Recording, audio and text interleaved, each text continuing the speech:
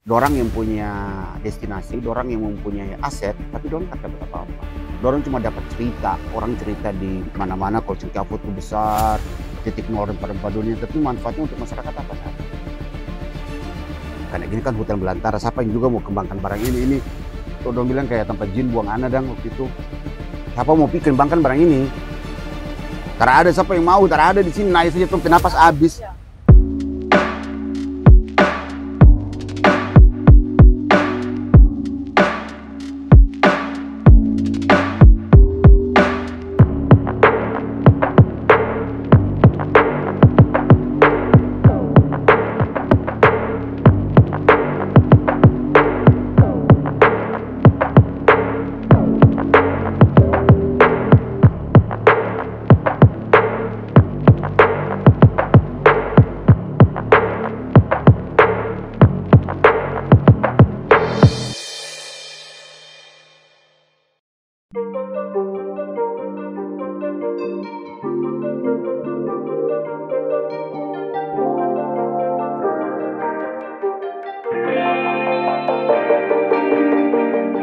Cengkafo itu aset besar dunia, aset besar Maluku Utara.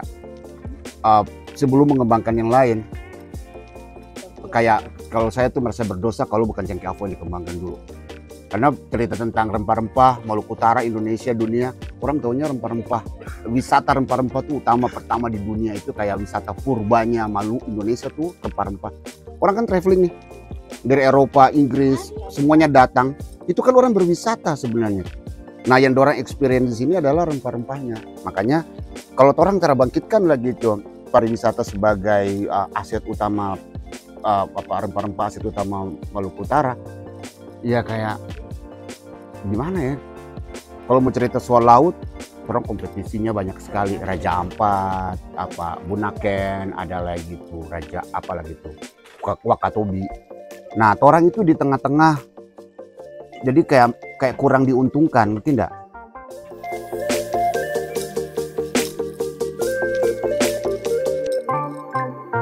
Kenapa saya mau kembangkan ini? Karena Cengkafo kan ditelantarkan. Betul enggak sih? Waktu itu 2017 enggak ada apa-apanya.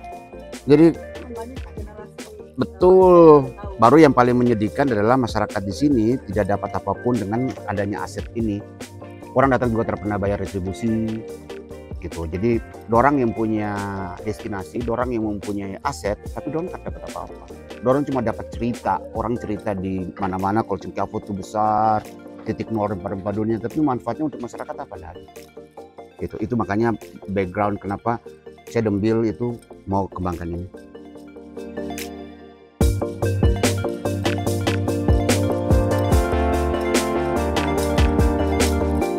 Pertama ini adalah konservasi.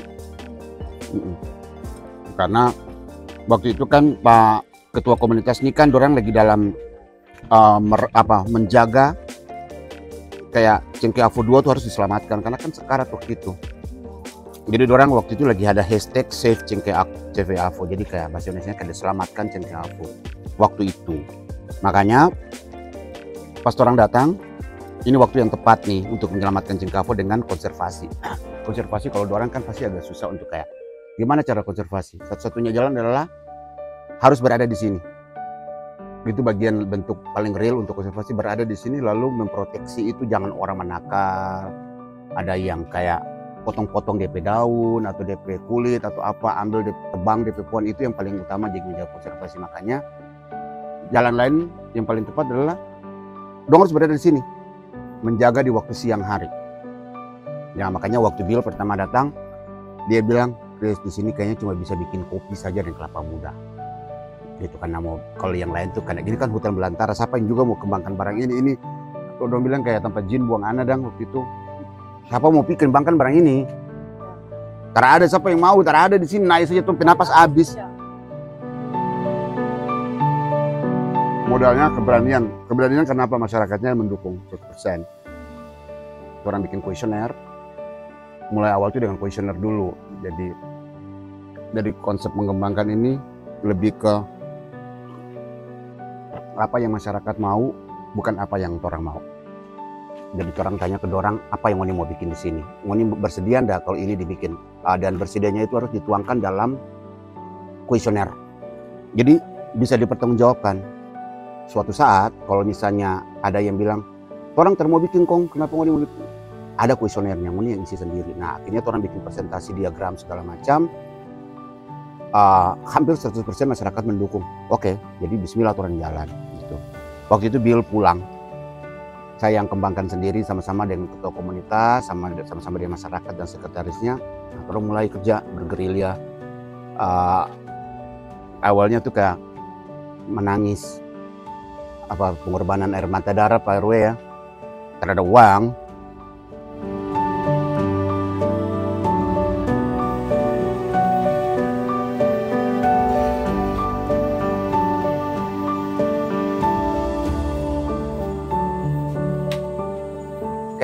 Kayak servis orang, kayak raja gitulah. Dulu kan Sultan kalau makan juga dikipas-kipas di keraton. Itu ceritanya gitu. Jadi we're coming with the story gitu. Jadi kayak ada masa lalu yang bawa lagi, tapi dengan versi servis tamu wisatawan yang datang. Konsepnya tuh kayak gitu. Makanan itu kalau tidak ada background ceritanya kurang menarik. Dong harus tahu, oh ternyata ini makan kayak kasbi ini ambil tanam di kobong situ. Terus kangkung ini cabut di sana, papaya itu ambil di sini. Jadi sekitar sini makanan itu. Jadi taruh di, ya ini ambil di sana dong panen gitu-gitu. Nah itu yang orang mau bawa cerita buat orang. Jadi datang ke Ternate, pulang membawa story tentang masyarakat lokal dan bagaimana inisiasi orang untuk kembangkan pariwisata. Kelebihannya di sini tuh begitu. Beda kalau tuh makan di lain kan orang secara peduli. Orang makanan berjalan pergi dan orang tidak punya cerita karena makanan itu orang beli berbisnis. Kalau ini kan social impact. Jadi uang beredar juga di masyarakat sini. Dan kalau ada yang sakit, ada yang meninggal, ada yang kawin, orang bantu. Jadi uang itu Bapak Ibu kalau makan sini itu membantu seluruh masyarakat di sini. Jadi social impact lebih bukan ke profit bisnis. Kalau profit bisnis kan ya untung, cari untung. Kalau di sini lebih ke profit, ke social impact-nya. Jadi kalau kemarin ada yang meninggal, udah kasih masuk yang pop 500.000 kasih. Uang dari sini kumpul. Ada yang sakit, kalau ada yang kadang-kadang kayak pendidikan terhambat, terus butuh beli ini, orang berunding membantu. Beli baju seragam. Walaupun kecil-kecil ada berkontribusi lah buat masyarakat gitu orang.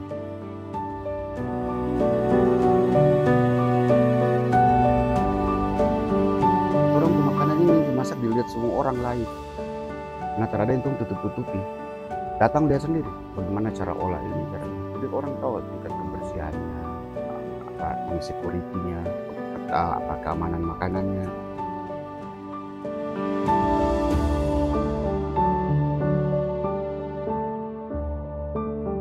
Orang berita terbaru ya, orang kan bikin buku ya.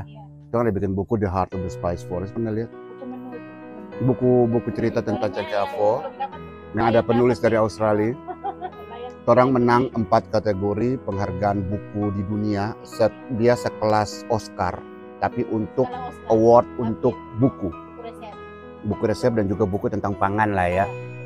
Orang dapat 4 kategori dan baru diumumkan kemarin.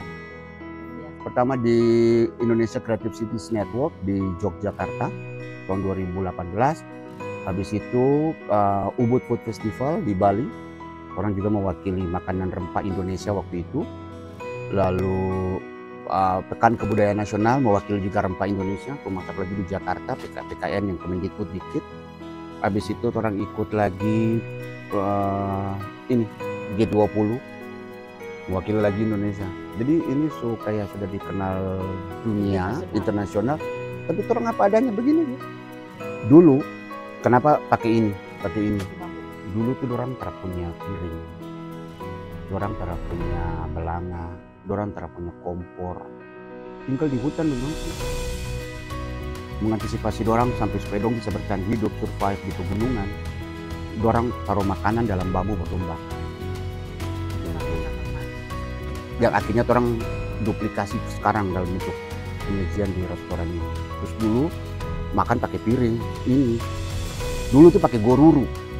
Guru-guru itu dibikin piring dan atau dong pakai buah kalabasa itu dipakai. Jadi masing-masing keluarga itu, dorang pe anak-anak tuh pegang dopi piring masing-masing. Kita kalau makan dong kasih dopi piring. Jadi kan saking susahnya zaman itu. Baru kan dulu kan terada beras. Terada beras. Jadi orang makan tuh kasbi. Nah, akhirnya dulu dorang masak tuh begini. Makan kasbi, baru dorang taruh dalam bambu, baru dorang bakar. Dorang parut dulu. Nah, ini yang tong angkat ulang. Sekarang kan minum ini supunah. Setelah ada lagi tuh di Maluku Utara. Nggak ada. Jadi orang angkat lagi tuh apa yang terjadi di masa lalu dipersembahkan buat wisatawan. Dan makanya menjual wisata itu orang menjual masa lalu. Bukan menjual masa sekarang, nggak ada. Menjual masa lalu. Itu esensial dari wisata. Jadi kayak leluhur punya itu orang bawa. Jadi tunjukkan lagi ke orang. Orang ini kan generasi baru ikut-ikutan apa yang sudah terjadi di belahan dunia mana. Nah, yang orang dari luar datang itu udah melihat apa yang orang punya zaman dulu.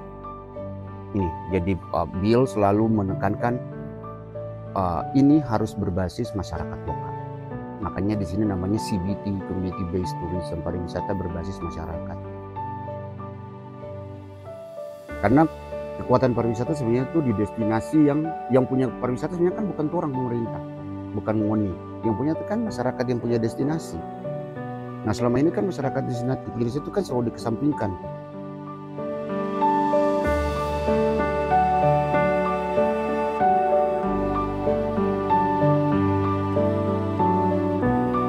Ini cengkeh avo yang generasi ketiga, umurnya kurang lebih 200-an tahun ya Pak RW ya. Ada 3 generasi. Generasi pertama 416 tahun itu sudah tumbang di awal tahun 2000. Itu Pak RW dorang juga sebagai ketua proses juga pernah sama-sama melestarikan itu, tapi tumbang karena usianya. Terus cengkeh avo yang kedua ini 230 tahun, tumbang di pertengahan tahun 2019 di bulan Juni. Itu tumbang juga. Dan sekarang ada cengkeh avo yang ketiga. Ini yang lagi orang jaga di sini di samping dapur nih. Itu umurnya kurang lebih 200 tahun. Itu yang Pak RW, Pak Johar dan teman-teman di sini tuh lagi hashtag untuk save cengkeh avo. Dan itu harus dijaga. Itu satu-satunya kayak legacy peninggalan sejarah besar rempah-rempah dunia yang ada di dunia, itu tertinggalnya itu gitu. Nah, itu lagi dijaga. Itu kenapa salah satu alasan orang ada di cengkeh avo dikembangkan dengan kuliner dan konservasi, karena menjaga cengkeh avo yang terakhir ini, dan tentu saja merawat tradisi dan juga budaya yang ada.